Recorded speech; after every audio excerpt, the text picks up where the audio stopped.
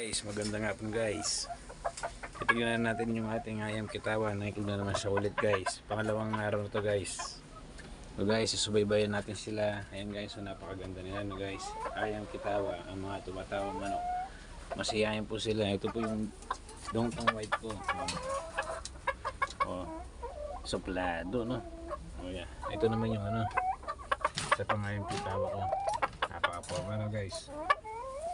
Titignan na po natin guys yung iglog ng ayam kitawan na yung araw na to guys. Pangalawang araw na po to. Mga dumalaga po to guys. O check natin yung mga ano nila. Ang ganda nila no guys. Ang paporma guys oh.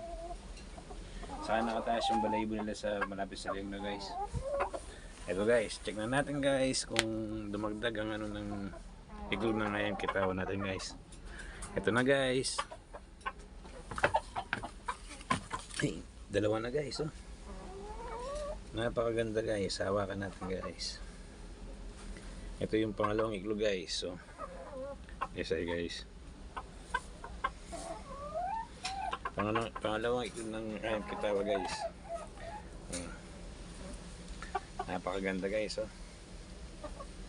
Tsaga-tsaga lang guys sa pag-aalaga ng manok guys. Kahit mahal ang pagkain guys.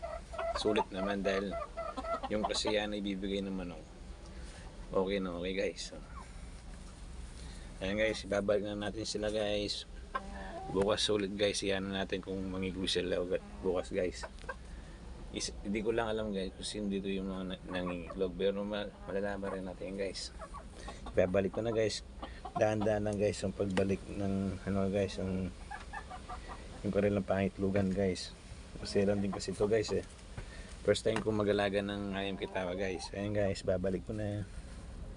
Sana magtatlo sila bukas guys. Oh, napaka ano ko. Ang dongtong white chicken. Ayan guys oh. So susunod guys, ito namin gagawin natin barako guys.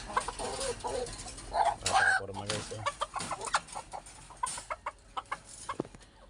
Sige guys.